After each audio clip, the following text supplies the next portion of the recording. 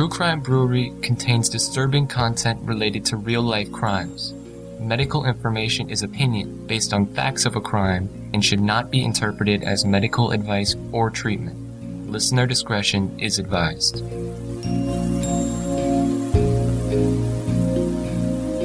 Welcome to True Crime Brewery. I'm Jill. And I'm Dick.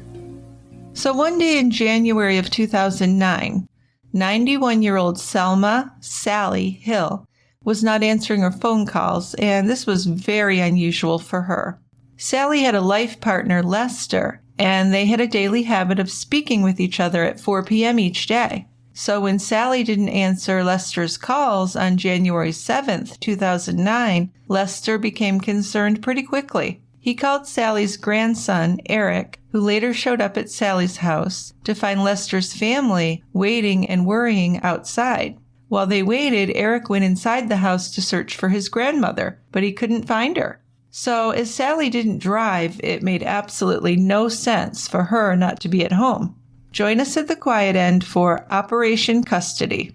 Eric and his young daughter had been living with Sally since Eric and his wife had separated. A heated custody battle for their young daughter had gone on for some time, but what happened that January day would shock everyone involved, and that day would end in unforeseeable violence. So before we talk about violence and blood and horrible things, we always open our beers. And this is a good one. Works. Yeah. You're going to like this. This is a beer called Details and Dialects, brewed by Bottle Logic from Anaheim, California. I like the name. It's a nice name. This is an American strong ale, and it's a heavy hitter. It's 14% alcohol by volume. Woohoo. So we're going to be sharing this with everybody. And napping afterwards. At least I will be. Yeah, we'll take a little snooze. Okay. So this is a murky brown colored beer, tinge of red, small tan head. Not that much to look at, but it gets better. The aroma is peaches, fresh peaches, cinnamon, vanilla, a little bit of booze there. And then the taste follows the nose, and really the peach just explodes in the mouth. Really great. Cinnamon and vanilla are very complementary to it. A little bit of a barrel presence, but it is an all-star beer. Great. So barrel presence, I'm thinking woody, right? Oaky. Yeah. Oaky woody. Okay. All right, Dickie. Well, I'm ready. Open it up. Okay. Okay.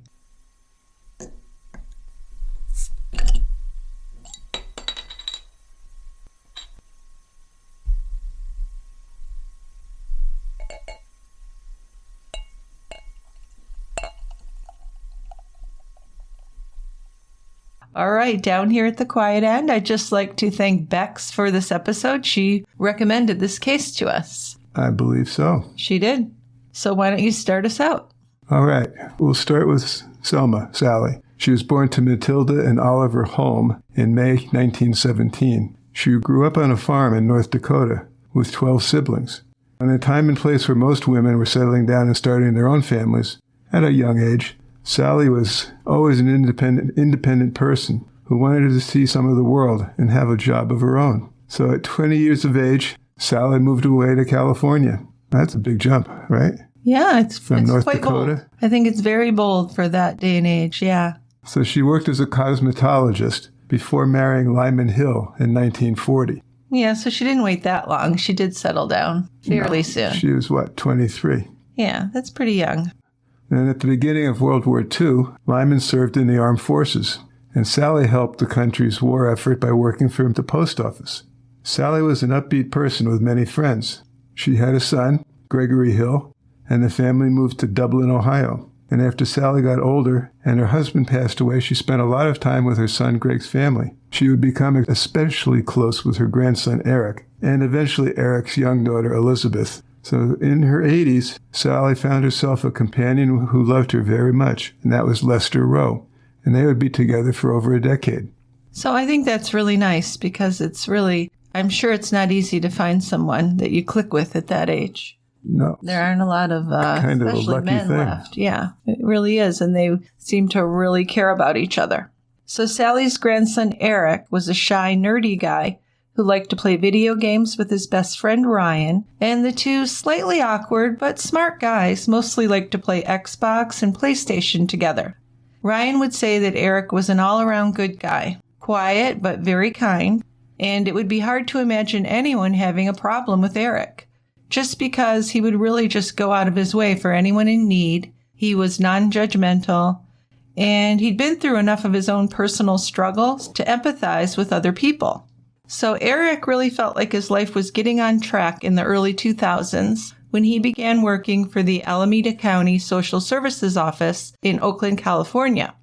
Eric was an eligibility technician, and that's someone who's responsible for determining the eligibility of individuals and families for public assistance programs. So really kind like his grandmother, Eric liked the idea of helping people in need on this kind of large scale. It was a challenging position as he had to understand the regulations, the policies and procedures, everything that would govern public assistance programs like Medicaid. But Eric did find this job very enjoyable. So at the social services office, Eric worked alongside a fun, friendly older woman named May Lee. May was more outgoing than Eric, so she had many friends in the office. And in October of 2002, May invited Eric to go on a hike with her and some of their coworkers. So when May showed up to pick up Eric on the morning of the hike, her daughter Rosa was driving. And that's when Eric met Rosa for the first time. Rosa was smart, and she worked as an engineer at a tech company. She was very analytical, and Eric was just fascinated by her. He really couldn't believe that she really seemed to like him, and he was so impressed with her. She told him all about her experiences working in Silicon Valley, and she laughed when he told her jokes, which, not a lot of people did. He wasn't the funniest. But even his kind of silly dad jokes, she seemed to enjoy. So it seems like they hit it off pretty well. They hit it off pretty much immediately to hear Eric tell it. Yeah, well, Eric is pretty naive. Eric was naive, with yes. Women. It sounds like he was not real good with the opposite sex. Or really, maybe not real good, just had no experience. No experience at all, really. Yeah, his dad would say that. Yeah, that's true. So they're on this hike, and they really seem to connect. And he ended up spending most of the day talking with her, just the two of them. So he felt really lucky because Rosa was smart, pretty, and she really was paying a lot of attention to him. So it was almost immediate that he was attracted to her. Like you said, he had very little to no experience with women. In fact, his father would say he'd never had a girlfriend before Rosa. So he really had to work up his courage to ask Rosa out on a date. And he was thrilled when she said yes. Their first date went really well, and then they began seeing a lot of each other. For the next few months, they had a lot of fun together, going to dinners and movies, and they even took a couple of trips together. Eric's best friend Ryan saw that Eric was happy, almost giddy, and he was happy for him. Eric's dad Greg was also happy for his son. Eric seemed happier than he had been in a long time. And he was inexperienced socially, but his relationship with Rosa seemed to become serious pretty quickly. Now, when Greg met Rosa, he did find her to be a bit odd. He would ask her a question, and she would cup her mouth and whisper the answer into Eric's ear, and then Eric would answer for her. To me, that's more than odd. Yeah. I'm just astounded by that. Yeah, it's something like a 3 or 4-year-old child would do with their mother. Yeah, I'm trying to picture this. Yeah. Very strange, but Eric's not going to be super picky about this. This is the first girlfriend he's ever had, and he fell in love with her quickly. Yeah. But yeah, definitely that was an odd thing. Yeah, Ryan noticed it too when he first met Rosa. But Eric just explained this behavior to himself by saying that Rosa was even more shy than he was. Yeah, that's hard to imagine. Now, Greg did believe that she was shy, but he would later wonder if it was a way Rosa had of controlling a room. Well, yeah, I could see if you're doing that, you're kind of getting everyone's attention on you. But then on the other hand, if you wanted to control a room, why wouldn't you be outspoken? So there's something a little shady about it to me, like she's kind of secretive or, hiding something a little bit.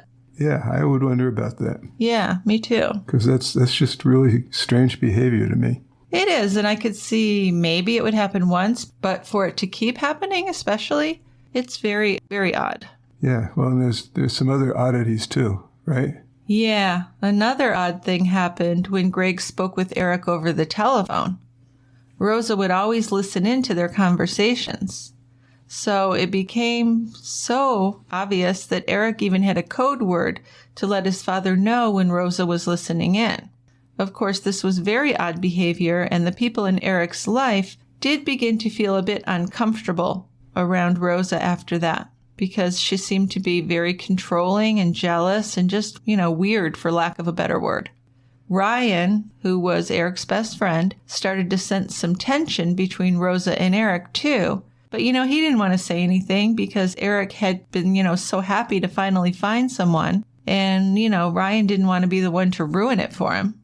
So the relationship continued until on Valentine's Day 2004, Eric proposed to Rosa. So that wasn't a very long courtship. No, they met in 2002. This is 2004, so almost a couple of years, maybe a year and a half. I thought it was shorter. Okay. So when she said yes, he was excited and happy. He called to tell his sister, then his parents, and then his grandmother, Sally, who was very important to him. They were all excited for him, and Sally especially was excited about planning the wedding, and she was hoping to become a great-grandmother. Eric had been very close with Sally since he was just a little boy. She was very friendly and had always been a very doting grandmother for him. Now, at this point, when he's marrying Rosa, Sally's already in her late 80s. But Eric noticed a new energy with her as she helped Rosa with the wedding plans. It really seemed to make her happy.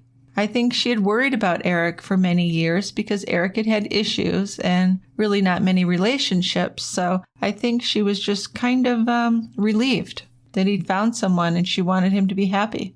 Yeah, happy and relieved. Yeah. And after they were engaged, Rosa's mom, May, also seemed very happy and excited. Rosa was super close with May, and May would step in and take over some of the decisions. Rosa would pretty much always go along with what May said, and Eric would in turn follow whatever Rosa said. So May's kind of in charge of things if you look at it that way. Yeah, whatever May says is the rule. Well, and that's something we wonder with this whole situation is how much was Rosa's doing and how much was May controlling Rosa? Well, if she always did as May asked her to do, she's not that much in control. May's in control. Right, but at the same time, she's an adult. Well, yeah, so's Eric. So she's responsible. Yeah, but Eric just wants to please her is the feeling I get. He's going to work hard. He's going to do whatever it takes just to please her and make her happy. He didn't want a lot. He just wanted, a nice, happy little family. And he thought he could have that with Rosa. So Eric married Rosa in April of 2005. And on his wedding day, Eric felt like he had found his person and hoped that they would be together forever. That was the idea of it anyway. And Sally was just thrilled for Eric. Despite their reservations about some of Rosa's behavior, Eric's family and friends really wanted to just think the best of Rosa and be happy for Eric. So they all did. Greg did, Ryan did, and Sally especially did because Sally's thinking great-grandchildren, which is something she really wanted. And so the couple went on the honeymoon to Hawaii, and it seemed like all of Eric's dreams were coming true. Over the time spent preparing for the wedding, Rosa had been very stressed out and they had been arguing a lot. Eric had convinced himself that things would be better after the wedding was behind them, and he hoped that she would be able to relax and enjoy herself in Hawaii. That's kind of funny. If you are engaged to someone and you're fighting a lot and things aren't going well, and then you think, well, we'll get the wedding behind us and things will be better. It's really not how it works. Oh, it's pretty wistful thinking. It is. It's kind of like people who think, well, let's have a baby. It'll bring us closer together. Yeah. It just doesn't work that way. No, because, if you're seeing these actions, whether it's due to stress or whatever, it's a red flag. It is. And I'm sure there was stress, but this isn't like extreme stress. No. It's not like a blended family. They don't have any of those issues. It really should have been fairly simple. One would think. There's no ex-husband or ex-wife. There's no kids to worry about. And, they weren't wealthy, but they could afford things and they had the support of their families. So, if she's already arguing with him a lot and being stressed out, you have to wonder how are they going to deal with real life situations once they're married and maybe have a child. Oh, it would be worrisome to me. Yeah. So even on their honeymoon, Rosa was very agitated and easily angered. So no surprise there, but I guess Eric was surprised by this. And then about a week into this trip, they ended up having a really big fight.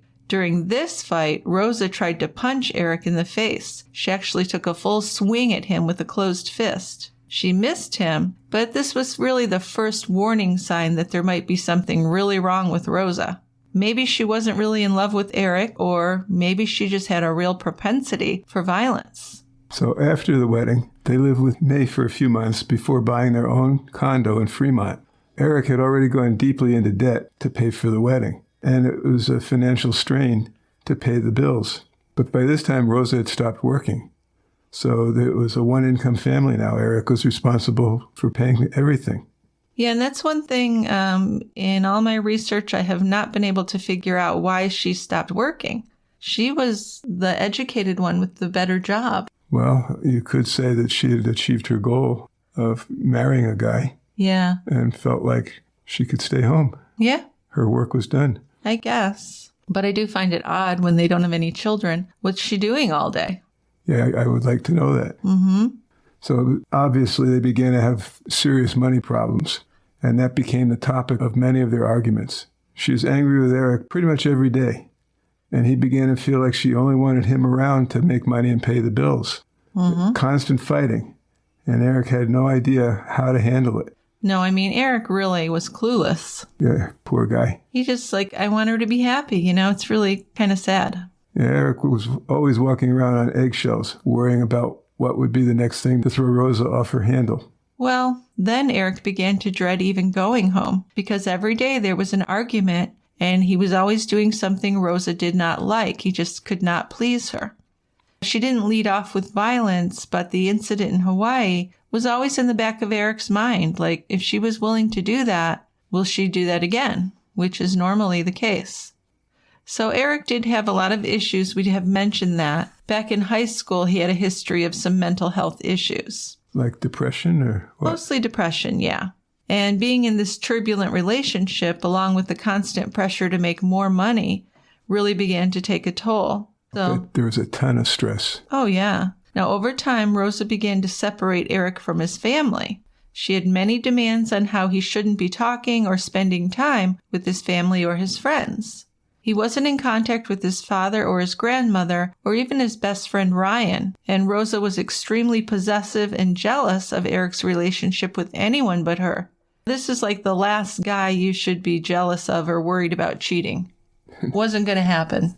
I wouldn't think. No. So it's definitely something wrong with Rosa's thinking here.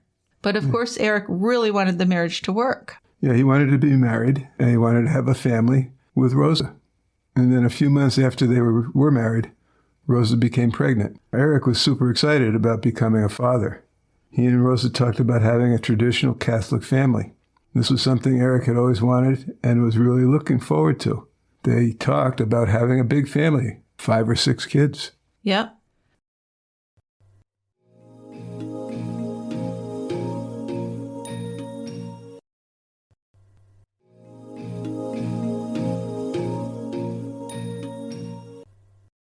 So June 21st, 2006, their daughter Elizabeth was born.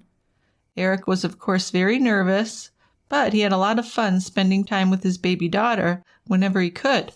But, he was also very busy during this time because now Eric was working 2 jobs. He was working during the day at his job with Alameda County Social Services, and that was from 8:30 a.m. to 5 p.m. Then from 11:30 p.m. to 8 a.m., he worked at a pharmacy. So that just sounds exhausting. How do you even manage? So he's working like 16, 18 hours a day. Yeah, barely enough time to get any sleep. Also on the weekend, he worked at the pharmacy. So very, very little sleep, but he was taking his marriage vows and his role as a father very seriously. He felt like he should provide for his family. Well, that would suit Rosa just fine. It kind of did, because I think she didn't really want him around. Right. Probably helped him, because if he's not around, he's not fighting with her.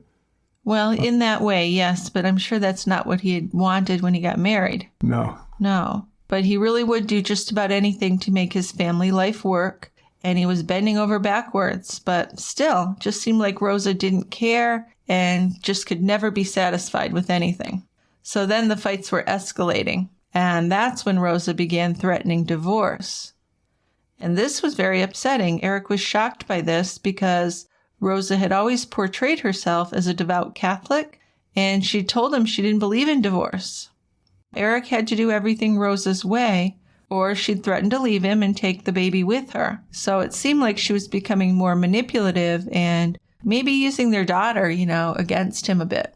Now, this was really painful to Eric, who really did love his wife. He wanted more than anything for the marriage to work out and for Rosa and their daughter to be happy. So he continued to try to do everything he could to please Rosa. And when he couldn't make it work, he felt like he had failed. Well, by this time, we were thinking, there's nothing he's going to be able to do that's going to please her. No, but with his thought process of not being very experienced and kind of being down on himself a lot, he would blame himself a lot for this. So shortly after their daughter was born, Rosa began to leave the house with her for long periods of time. She started spending time at her parents' house. So when Eric did come home from work, his wife and daughter wouldn't even be there. And this started out being, 2-3 times a week until it was like every day and he barely saw them. So he was lonely and missed being able to spend time with his daughter. After all, he was working so that he could have this family life, but there was no family life now. And that's when his mental health issues really returned. He became seriously depressed. And finally, in March of 2007, Rosa and Eric separated. But he said he never decided to separate. There was never a discussion. Just all of a sudden, Rosa kicked him out of the house. And by this time, Rosa had already taken control of all of their assets and their bank accounts. So she had their home, the child, and access to all of the money, and he pretty much had nothing. He even really had nowhere to go. He didn't have enough money to rent an apartment. And it was awkward because he hadn't been in touch with his family or friends for a while due to Rosa's demands and, kind of keeping him away from everyone. So he was sad and embarrassed, but he was desperate. So he showed up at his grandmother Sally's house. And Sally, of course, took him in without any hesitation. She was a very kind, loving, and understanding woman. And even though Eric had isolated himself from her for really quite some time, she took him in, and there were really no questions asked. She was taking him in. It's the kind of woman she was. Yeah, that was his home. No matter what happened in his life, he could always come home to her, which was really sweet. And once they'd been separated, Eric found that he missed his daughter, and he felt like a failure because his marriage hadn't worked out. But at the same time, he was feeling really relieved that he didn't have to deal that much with Rosa anymore. Well, yeah, the stress had been really incredible. It must have been. So Eric began coming back out of his shell and reconnecting with those he'd been close with before marrying Rosa. Eric's father, Greg, was relieved because he knew that Rosa was not good for his son. Yeah, by then, they pretty much knew that. Well, the way we've presented this case, we've known it since they were dating, or at least since the honeymoon. Well, yeah, at that point you're wondering, you're worrying, right? You are. But you're hoping for the best. Everyone was just hoping for the best, which didn't happen. So now Rosa had custody of their daughter, and she wasn't even allowing Eric to have any visits. And there was really no reason for that. He'd always been a good father. He'd done his best, at least, So Eric eventually initiated some legal filings to get full custody in May of 2007. And he did this because he'd been informed by a Child Protective Services social worker that she believed Rosa was a danger to their daughter due to her paranoid tendencies and her erratic behavior. And also, on their daughter's first birthday, Eric had nicely asked to visit their daughter, and Rosa had just flatly refused. So they'd really upset Eric and his family members, and he felt like he had no choice at that point but to try and get custody. So this was a big process. The Alameda County Family Court assigned Dr. Philip Montes, a psychologist, as the mediator in the Hills case. The court ordered both Eric and Rosa to have psychiatric evaluations. Then at the next hearing, the court decided that they would share custody equally. But during the next year and a half of custody litigation, Eric complained to the psychologist about Rosa. So these complaints included that she disrupted daycare, not putting Elizabeth into daycare as was agreed. She was overfeeding the child, which is weird. And she did not return her on time after a Thanksgiving visit. So she just wasn't basically cooperating. Yeah, but this really pissed Rosa off when she Eric was filed just, for custody. She was just enraged and things started to get ugly. Really ugly. She sent an email to Eric's employer saying that he was off his medication and that he was talking about shooting the place up. Wow. That got Eric suspended while they investigated that claim. Well, that's very serious for sure. You think so? Yeah. Eric had never owned a gun, had never threatened anyone with any kind of violence. Well, and I think people at work thought this can't be real, but, you have to be careful. Yeah, plus he's terrified of losing his job. Of course. The investigation lasted over 2 months. A psychiatrist eventually cleared Eric to return to work, but then a few months later, Rosa made a new allegation against Eric. She called the police and accused Eric of sexually molesting their daughter. Now this is the worst. So Eric is shocked by this and immediately denied these allegations. I know, but how do you prove that you didn't do something? It's really hard. It's very hard. And just labeling someone with that is so serious. And when a parent does that, the court does not take kindly to a mother making that up either. No. No, it's really an awful thing to do. This was very frightening because if Rosa was believed, Eric might never have any contact with his daughter again. And an accusation like that was very damaging, and now Eric was just in a constant state of fear about what might happen, and of course that did not help with his depression. So he was just in a really bad state now. Rosa really would go to any length to portray Eric as a child molester and as a mentally deranged person, and this was all in the effort to take custody of their daughter away from him. We haven't heard Rosa's side of this, but there's really nothing I could find that would indicate that Eric was a problem at all. Maybe she wasn't in love with him, and that's fine, but she didn't need to do this to him. Well, she's pursuing a scorched earth policy. Absolutely. So these allegations were complete fiction, and her motivation was to have 100% custody of their daughter. Then Eric began to believe that May, Rosa's mom, had wanted to be a grandmother, so maybe she'd been the one to push Rosa to be with Eric just to have a baby for her. And think about it, that could be possible because May is the one that kind of set them up to meet. She did. She arranged the first meeting. Right. And that very first meeting, Rosa was very attentive to Eric. And a lovely guy, but was he really the kind of guy that she would be that attracted to that quickly? Seemed a little odd if you look back on it. So Eric decided that Rosa probably had never even loved him at all. It had all just been a setup for him to support her and give her a baby. And now that she had what she wanted, she just wanted to get him out of their lives. And what was really tough was that she'd do anything. She'd do whatever she had to do just to get what she wanted. Oh, that's what we're seeing. There seemed to be no limit. No empathy for Eric, no even really consideration for what she was putting her daughter through with all of this. Because, of course, her daughter loved her dad. He was a sweet guy. It was determined that Eric had no inappropriate contact with his daughter. This ploy backfired on Rosa, and Eric was granted 85% physical custody of Elizabeth, as well as 100% legal custody. Now, Rosa became more resistant to following court orders, and she became uncooperative with the court mediator. Those aren't good things to do. No, if you're trying to get more custody. And every time the mediator turned in a report on the case, it would include some kind of conflict or incident that involved Rosa. Well, it was Rosa's own behaviors which really worked against her.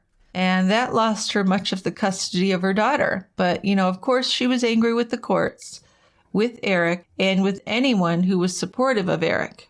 And this would include Sally, even though she's in her 80s and really has nothing to do with it, other than supporting her grandson and great-granddaughter and loving them. And, she'd loved Rosa and tried to really make her part of the family, but that never worked out. So eventually it got to the point where Rosa and Eric really were not able to even talk to each other. But May seemed anxious to be of help, and she became their go-between. By then, May was working in a different office from Eric, so he was having fewer interactions with her. But when Eric did interact with May, she was friendly with him and cordial. She didn't show any signs of being angry with Eric or any signs that she was holding a grudge at all.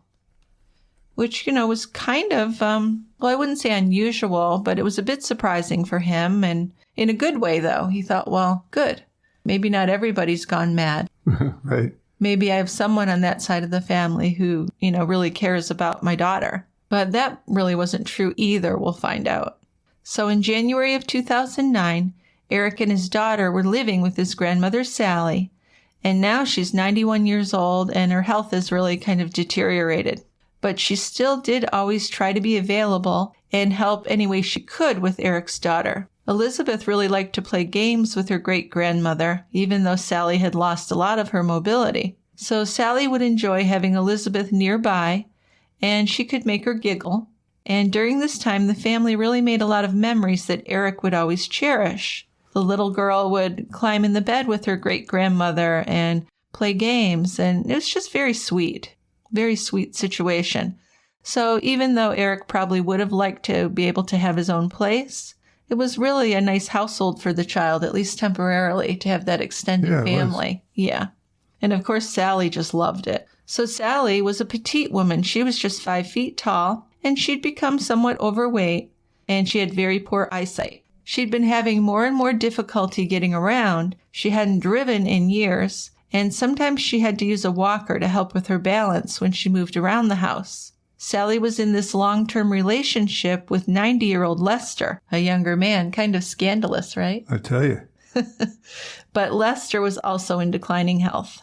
Lester had terminal bladder cancer, but they still got together, and they called each other daily. If they didn't see each other, they were on the phone. Lester regularly spoke on the phone with Sally at 4 p.m. on those days when they couldn't be together. And they were very regimented about this, as you can imagine. Yes. Yes. There's not a lot going on in their lives, so this was a big deal. This was something they did. And they'd even call it cocktail hour, where they'd get on the phone and have a drink and chat, which I think is just adorable. That's nice. Isn't that nice? So on January 7th, 2009, Eric and his daughter Elizabeth left the house at around 7 in the morning, before Sally had woken up. And Eric dropped Elizabeth at daycare, and then he went on to work. And then when Lester made his 4 o'clock call to Sally, she didn't answer the phone. And that was very unusual. They were very regimented about these calls. Mm-hmm. Never really missed one. No, they didn't. So a few minutes later, Lester called again. And then he called again. And each time he left a message, he sounded more and more distressed because Sally wasn't picking up. Well, right. Now, Sally could not leave the house on her own, and he knew that Eric was at work and Elizabeth was at daycare. So he's really worried. And of course, what he's worried about is her health. I mean, she's 91. She has impaired mobility and eyesight. He's thinking maybe she fell, Yeah, there's all sorts of things you're thinking. Yeah, she could have had a stroke. She could have fallen. Anything, really. So he's really worried. He loved her. So he called up Jeff and Ute Rowe. That's his son and daughter-in-law. And he explained to them that he'd been trying to reach Sally by phone for the last hour, and it was very unusual that she wasn't answering. So Lester was obviously upset. So Jeff and Ute agreed to drive to Sally's house to check on her. So they arrived at Sally's around 5:30 in the afternoon, and nothing seemed unusual. That was on the exterior. They weren't inside yet. They knocked on the doors and rang the doorbell several times. Jeff checked the backyard, and then having found nothing, they decided to stay there until Eric got home from work. Well, yeah, because he's due home now any minute. Yeah. Yeah. So he arrived at the house with Elizabeth after he picked her up from daycare. And Jeff and Ute explained to him why they were there. They all went into the house together through the garage with Elizabeth in her father's arms. Yeah, so Jeff and Ute waited in the family room while Eric carried his daughter upstairs. When Eric went into his grandmother's room, he saw May crouching near the closet. Whoa. So what the hell? Yeah, what's up? He was confused and worried because May obviously should not have been there. She did not have a relationship with Sally at all. She'd really never been there.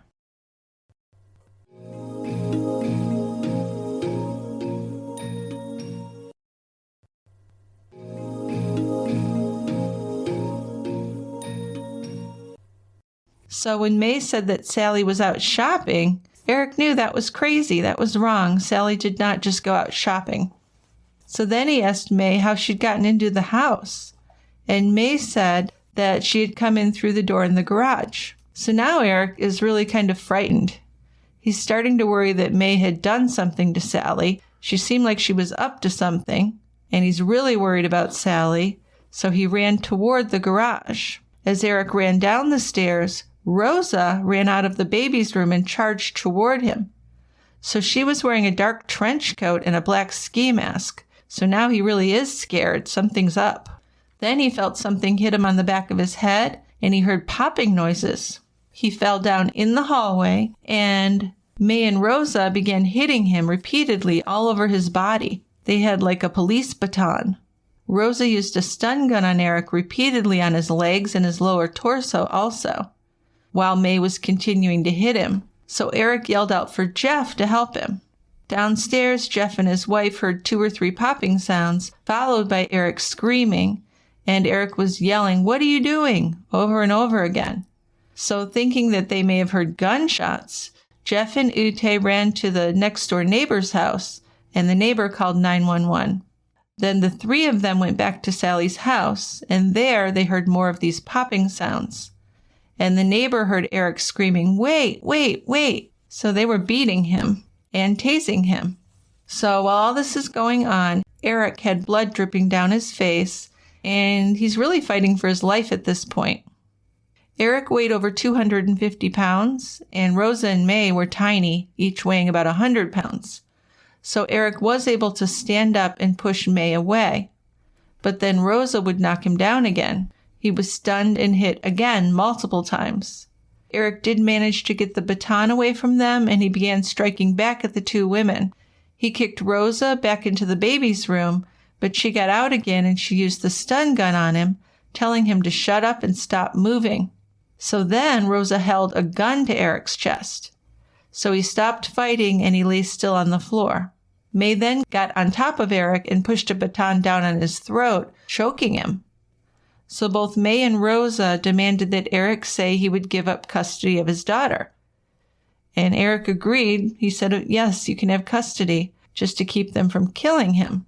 Yeah. But what kind of a thought process is that? Do you think you're going to attack someone like that, and then the court's going to say, "Well, you said that you'd give up custody, so I'm afraid we're going to have to give custody to the attacking mother"? I mean, What are they thinking? When you're in that kind of threat or duress, nothing you say is going to be held to. No.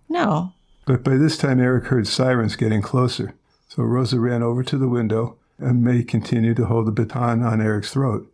Then Rosa returned to the bedroom doorway, pointing the gun at Eric. And soon, Eric heard police officers entering the house. He's probably thinking, yippee. Yeah, hopefully. Deputies from the sheriff's office arrived at Sally's house at 5:53 p.m. They heard yelling and screaming from inside the house. They heard a male voice saying, "Please don't kill me. I don't want to die." Yeah, now he was a big guy, but, kind of a soft guy. Well, I would figure Not anybody who weighs guy. north of 250 pounds is probably not in the best of shape. Well, some people are. They're big and muscly, but that wasn't the case with Eric. I don't think that's the case of Eric. No, he was just kind of chubby. So the deputies walked up the stairs with their guns drawn. They found Eric on his knees in the hallway. May was standing nearby, some unspent bullets, a stun gun, and a collapsible baton, and her head was bleeding. So Eric suddenly ran into a bedroom to get away from Rosa, who was holding a gun on him. But the police didn't know that. They just saw this large man in May, and they didn't see Rosa yet. So a deputy used his stun gun to incapacitate Eric. So poor Eric. Poor Eric. Eric said, this stun gun really worked. Yeah. This was a much stronger model than what May and Rosa had been able to buy.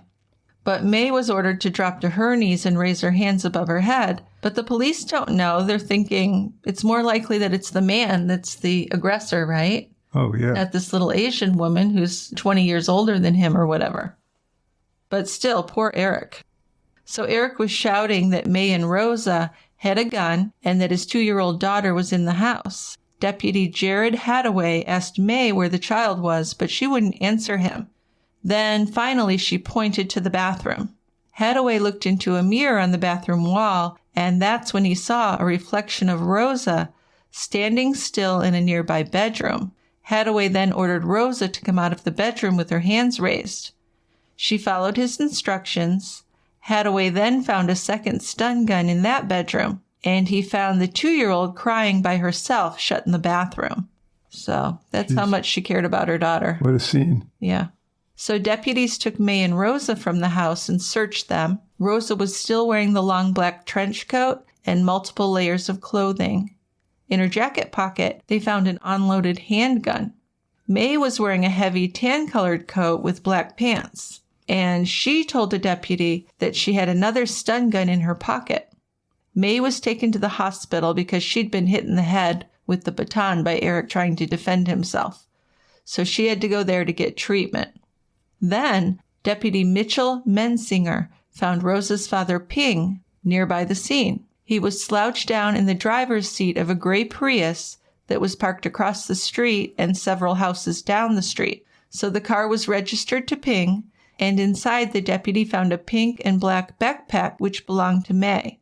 It contained her business cards, her driver's license, a flashlight, a red wig, pepper spray, a headlamp, and written directions to Sally's house. So Got the kid all packed. really no effort at concealing what she was up to. So the reasoning here is Not flawed. just that. Yeah. In Sally's backyard near the fence, police found a black backpack, and it held a pocket saw, packaging tape, a rope, crossbow arrows, a knife, a pry bar, and .22 caliber ammunition. Wow. They came well armed. Oh, they did. At the crime scene, forensics retrieved several items from the upstairs of the house. And these included a knife with a sheath, latex gloves, .22 caliber bullets, and a retractable baton, and another stun gun. Deputies did search the backyard, and there was no evidence of a struggle out there. But then they saw a storage shed that was padlocked shut. So they cut that open to take a look inside. So inside of the shed, there was a trash barrel with a blue sheet in it. But when they peered in and looked a little closer, they recognized a human foot in the trash can, sticking out of the trash can. Yeah. Can you imagine? What a grisly discovery. Awful.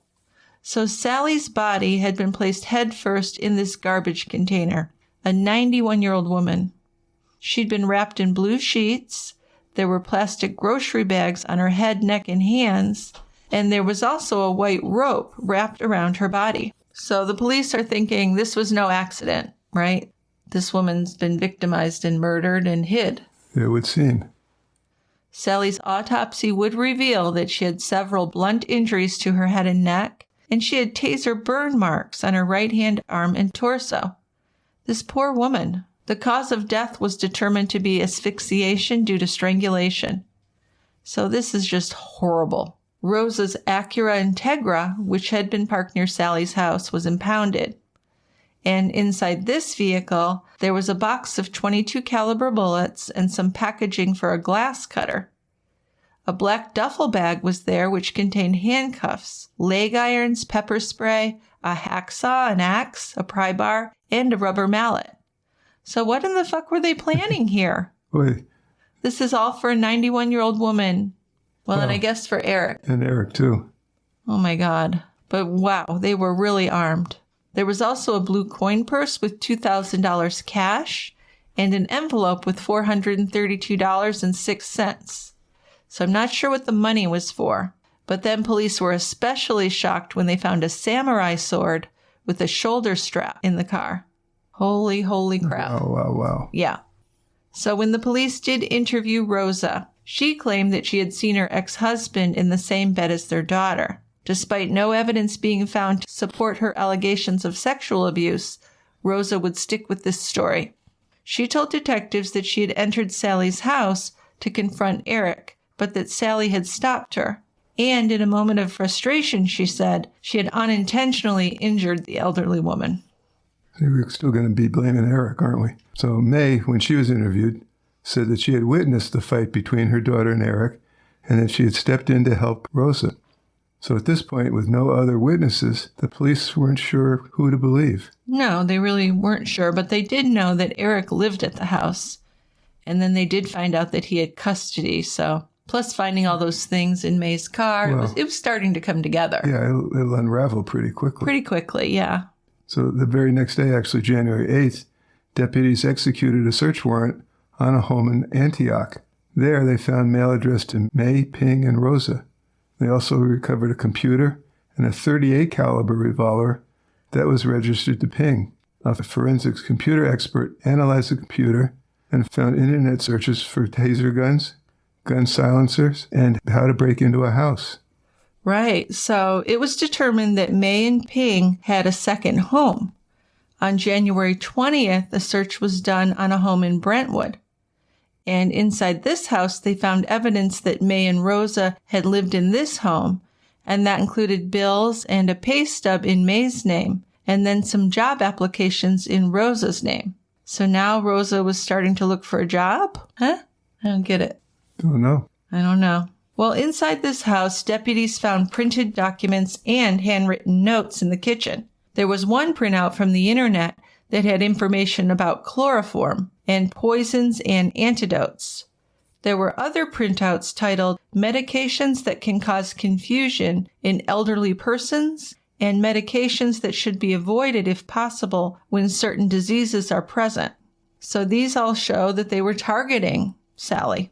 Then in a notebook, there were recorded movements of vehicles, including Eric's, at Sally's house. More notes indicating stalking behaviors and plans for their crimes were found too. One note read, "Crime equals desire, ability, opportunity." Sounds like they were on drugs, sounds like a night on pot.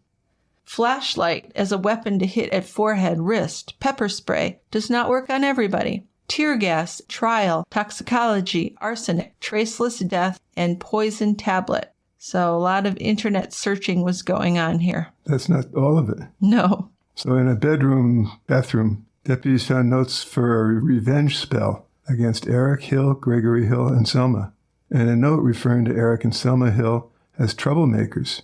The hard drives of several computers seized found internet searches for traceless suicide, homemade silencer, how to murder, gun shows, how to get away with murder, punishment for murder, and how to strangle. Wow. My God. All these materials convinced police that May and Rosa had been actively planning their home invasion for over a month, and they called their plan Operation Custody. Yeah, this was craziness. Total. Police theorized that May and Rosa had intended to kill Eric as well as Sally and forge a suicide note, framing him for the murder of his grandmother. That's truly awful. Did they even consider what that would be like for Eric's daughter?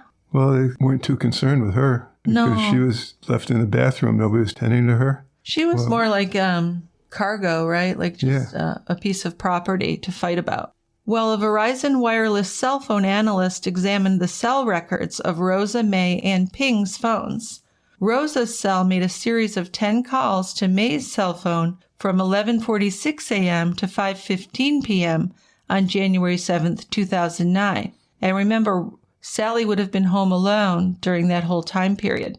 May's cell connected through cell towers in Oakland until 5:05 p.m. Then remaining calls at 5:05, 5:12, and 5:15 were processed through towers in Dublin and Pleasanton. 2 tasers were activated in May's name back on December 24th, 2008. It's a nice Christmas Eve family activity, I guess. Yeah. Yeah. I got a good idea, honey. Let's go get some tasers. Instead of going to church, let's go buy some tasers. Yeah, let's go get these tasers activated. An employee from the Antioch Armory said that 2 tasers and pepper spray were sold to an older Asian couple on Christmas Eve. A man who sold guns at a Reno, Nevada gun show in October 2008 said that he had sold a .32 caliber gun to Rosa and May in a private sale for $200 cash. So this was planned months ahead of time. So in June 2011, Rosa and May Hill went on trial for 1 charge of murder and 1 charge of attempted murder. Rosa's defense was that she had gone to Sally's house to check on her daughter's safety. So here's what Rosa claimed, and we don't believe it, but I'm going to go over it. Yeah, I'd like to hear it. Okay. So Rosa claimed that early on the morning of January 7th, 2009, she woke up from a nightmare in which her daughter was screaming, "No, Daddy, no." She said she left the house taking her gun, a stun gun, and a taser in case Eric became violent. Rosa said she then drove to Sally's house in Dublin, parked around the corner, and climbed onto a second-floor balcony. She testified that when she looked into a window, she saw Eric and their daughter lying naked on a futon. It's just so disgusting to even have that thought, right? Yes. So she claimed that Eric was fondling the child and that he had an erection. So Rosa testified she didn't know what to do. She climbed down from the balcony and rang the doorbell, but no one would answer the door. She said she did not call the police because she had no proof of what she'd just seen. So she testified that she was just so emotionally overwhelmed that she couldn't leave her daughter with Eric anymore. She had to save her. So according to Rosa's testimony, she saw Eric leave for work that morning. So she went into the backyard and she heard Sally open the side door to the garage.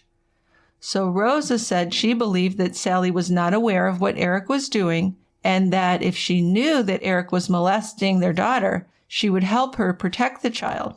So Rosa decided to speak to Sally. The two women went into the garage through the side door, and Rosa then told Sally about the molestation. And according to her testimony, she was hoping that Sally then would stop financially supporting Eric and be on her side. But instead, she said, Sally said that Eric was the child's father and he could do whatever he wanted. And when Rosa heard this, she was very shocked and angry. So according to Rosa, Sally grabbed something that looked like a knife or a box cutter. Can you imagine? Can you see this 91-year-old who can barely keep her own balance? And she appeared to swing it at Rosa, pointing it at her face. So Rosa grabbed a broom and hit Sally with it several times. She testified she'd become really angry, so she'd lost it. Rosa said she then tased Sally and shoved her with the broom. And at that point, Sally fell backwards and began to gag. Rosa then used a stun gun to see if Sally would move, but she wouldn't. So instead of tapping her on the shoulder and saying, are you okay? Are you going to move? She just tased her to see. Yeah, well, that's a good way to do it. As you do, yeah. So Rosa claimed that after this all happened, she was in shock. She called her mother, but couldn't reach her until 3 p.m.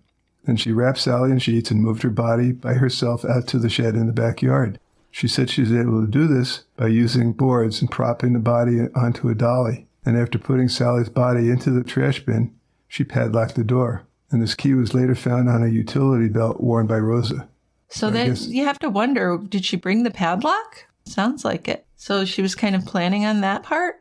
That's really something. Yeah, she just figured it might come in handy. God. Well, they brought everything else from the house, so yeah. Why not, I guess.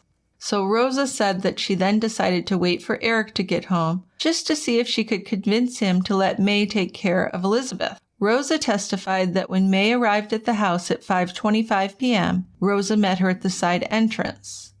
And without telling her mother what she'd done to Sally, Rosa told May that she needed her to watch the child so she could talk with Eric about custody.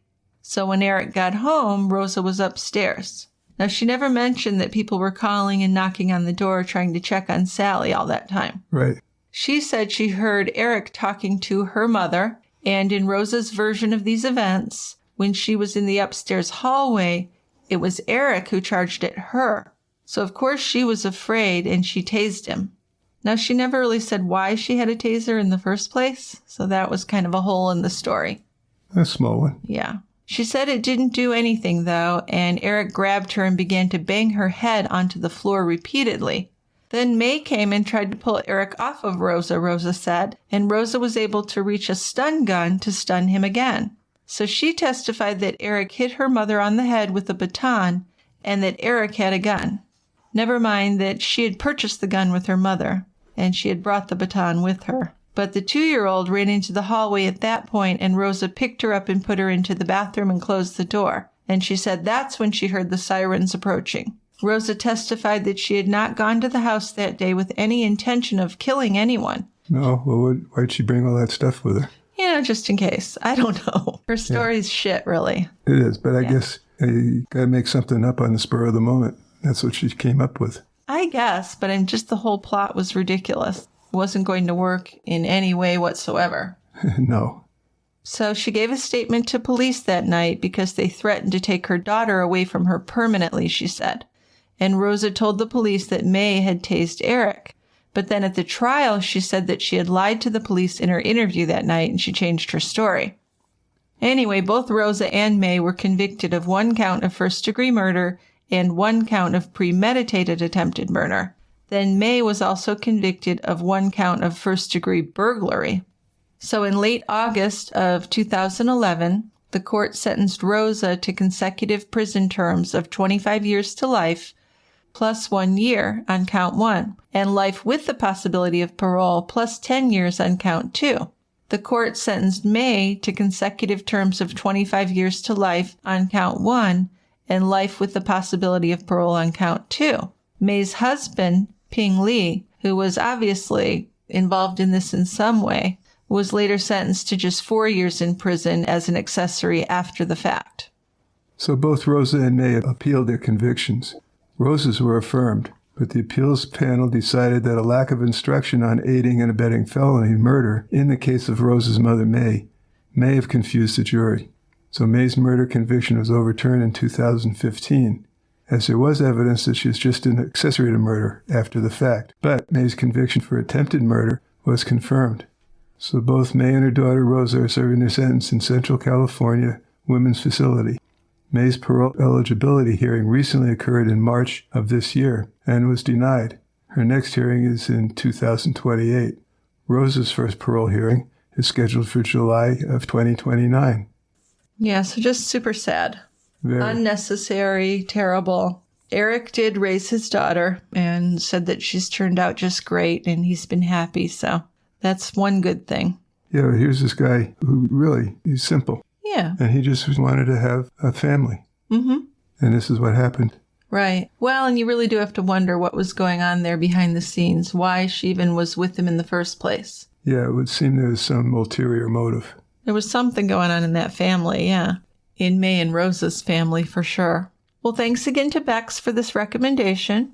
We will be back really soon with our bonus shows, and for now, we're going to do some feedback. But before we do the feedback, let me just take a few seconds to tell our new listeners that we have a premium option of TCB that you can subscribe to get early, ad-free, and bonus shows. You also get a free gift and a thank you note from us, and we do appreciate our supporters. If you prefer, you can also subscribe at patreon.com/tiegrabber for the same benefits. So you can go to tiegrabber.com/subscribe or patreon.com/tiegrabber.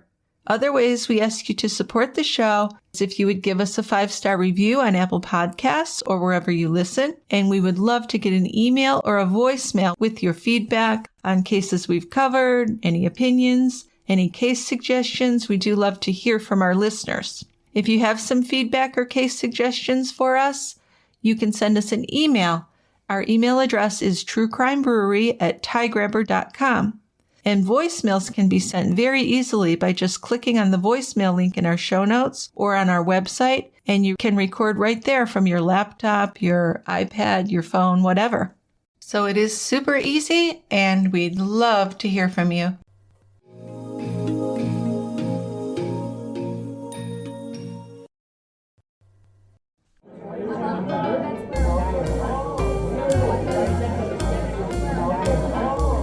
It's time for listener feedback.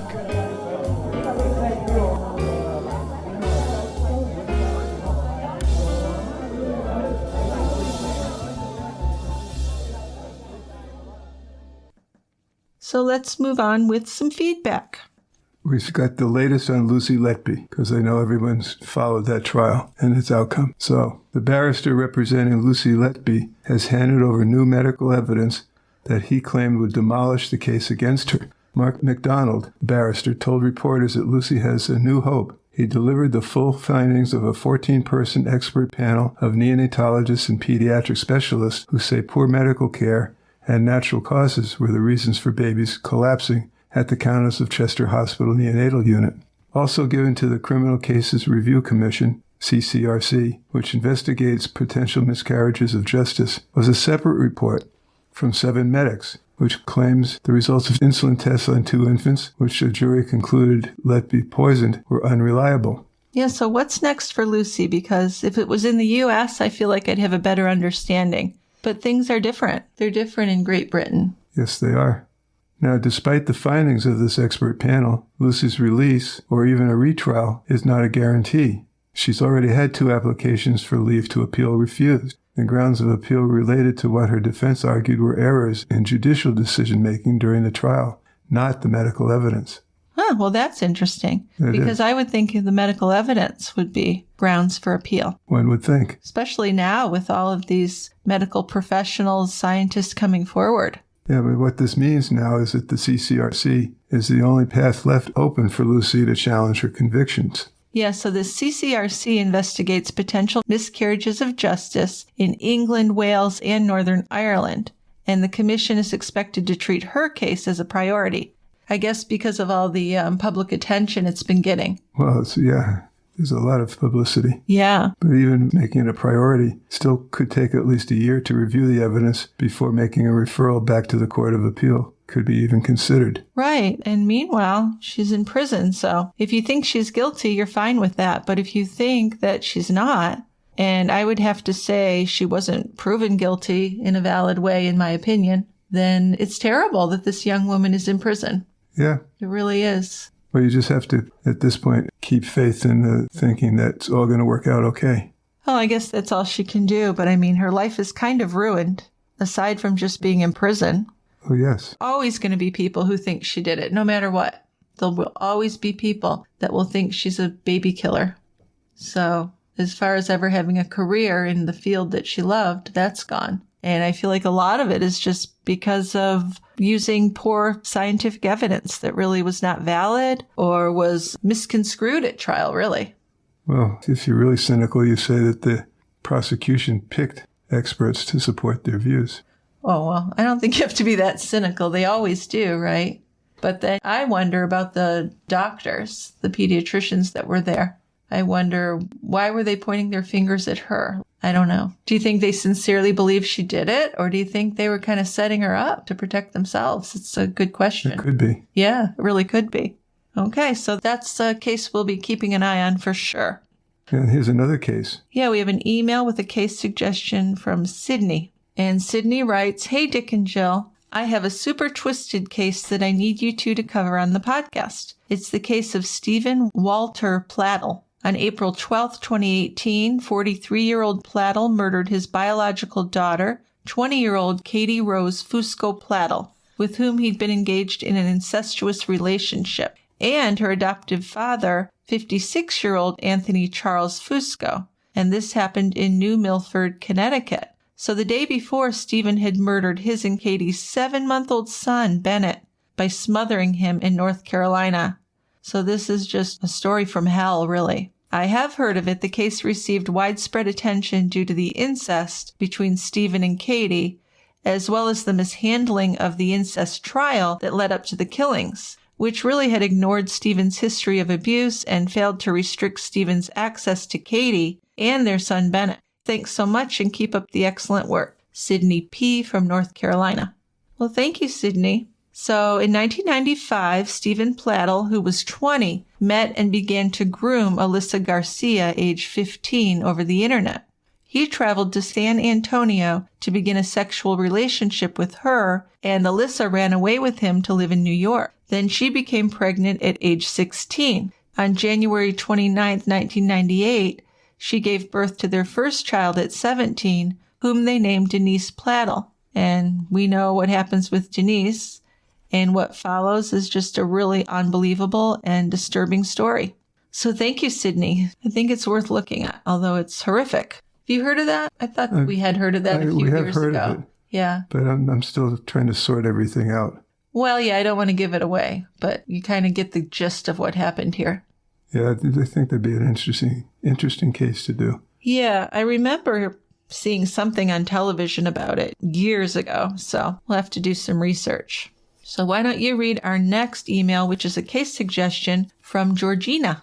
This is from Georgina. "Jill and Dick, I love your show and have my first case suggestion after listening for 5 or 6 years. Nice. So in 2003, France witnessed the arrest of Bertrand Cantat, lead man of the group Noir Désir, after a violent argument with his partner, actress Marie Trintignant, that left her hospitalized on the brink of death. Some saw this as a tragic accident, but after the real truth was known, many people were shocked and horrified to learn about the violence he had inflicted on her. It's a story of how men have gotten away with abusing women, especially men of power and wealth. So many issues for you to sink your teeth into. Thanks so much, Georgina from Canada." Well, thank you, Georgina. We actually have watched the docuseries on this case, which is on Netflix. Do you remember watching that? I do. Okay. So she's definitely right. This is worth digging into. To me, it's a story that really outraged me, and it will make you think about whether we can separate the art from the artist. Kind of like you can kill someone, but if people like you and you're popular, you can go back out there and make millions of dollars, you know? A little bit like people have asked many times with like the Michael Jackson thing. Yes, he was a talented singer, but would you still pay money to go see him? Of course, Right. That's a moot point now, but knowing what he likely did to children. And you can look at all sorts of examples that way. Yes, you can. Absolutely. So I think a good question to ask is, would you pay to see an artist who has killed or abused women? And shocking how many people would. Disturbing. Okay. Anyway, I think it's food for thought and something worth talking about. You think so? Oh, definitely. Kind of one of those frustrating, making my blood boil type of situations. Yeah, there's a ton of examples you can use. There really are. And I think maybe if we do an episode on that case, we'll go over some other people Oh, we who've could. done things and, you know, have made comebacks and whatnot. What comes to mind is Mel Gibson. Do you know that he's still out doing things that people are, that's outrageous to me. Well, and there's simple-minded things like Pete Rose, a great baseball player who was convicted of cheating by betting on games. And people are outraged that he's not in the Hall of Fame. And he's not in the Hall of Fame because of what he's done. Yeah. Well, and I agree with that, but it's not as bad as a violent or a sexual assault or Oh, something. no. No, there's but lots of examples. absolutely. Okay. So why don't you read our next email, which is from Tavis. From Tavis. Hi, Jill and Dick. Had an idea for a future episode of TCB. On June 27th, 1995, Jody Huisentruit was abducted from her apartment parking lot on her way to KIMT-TV in Mason City, Iowa, for her shift as the morning show anchor. Seems significant, as this year will mark the 30th anniversary of her abduction. 30 years. And in December of 24, the prime suspect died from Alzheimer's. I don't know if you all have ever done this case, but I'd love your spin on it. Best, Tavis. Thank you, Tavis. Actually, I have a book on this case, and I listened to a podcast series on this case. It's actually fairly well known, but it is something I'd like to talk about because it's unsolved. It is interesting. So Jody was a news anchor for KIMT in Mason City, Iowa, and on June 27th, 1995, she was leaving for work when she was abducted. Police found her shoes, her keys, and hairspray next to her car in the apartment parking lot. Her body's never been found, but she was declared legally dead in 2001. Late last year, an area in Winstead, Minnesota was searched after an anonymous tip, but no human remains were found. So the only person of interest was a neighbor, John Van Cise, who said he was friends with Jody and she had been to his house the night before her abduction. Yeah, so he was the last one to see her. Apparently. But Jody had recently been seeing a new boyfriend, and there's been speculation that she'd been abducted by him or a jealous ex or something. Well, I guess not the new boyfriend. They've eliminated him. But anyway, it's definitely a story worth covering, and I'll keep it on our to-do list. Yes, let's do that. Okay. Then we have an email from Kimberly, and Kimberly writes, "Thank you so much for all the time and work you put into this very enjoyable podcast. I also do have a recommendation for a crime for you to cover, as it was in my home state of Wisconsin, and it remains a mystery from what I can tell. Tom Monfil's body was found in a 2-story pulp vat at the James River Corp paper mill in Green Bay, Wisconsin in November 1992. So Tom was found with a 40-pound weight tied to his neck in a pulp vat at the James River paper mill. 6 co-workers were charged with his murder. Now all have been paroled. There's a documentary on this case that I found, and that's titled Beyond Human Nature. There's also like a 500-page book on this that was done possibly with Tom's brother, I think, that I'd like to read. So it doesn't sound like that big of a case, but it's actually quite fascinating because several people were convicted and many people believe that they shouldn't have been. Weeks before his death, Tom Monfils had contacted authorities about a coworker who was stealing electrical wiring from the mill. And although he had done this anonymously, his coworkers found out about this. So apparently there was kind of a big deal about him saying, "I don't want my name to get out," but then it getting out to the men he worked with. So they would have had a big grudge against him, kind of a whistleblower type of deal. Yeah, that's the thought. Now, one of Tom's brothers believes that he killed himself, and that is another theory. But I'm going to read the book and hopefully find the documentary. The documentary, I think, is coming out in May, early May. I saw that, but I think it was May of 2023, the article said. So I think it should already be out, actually.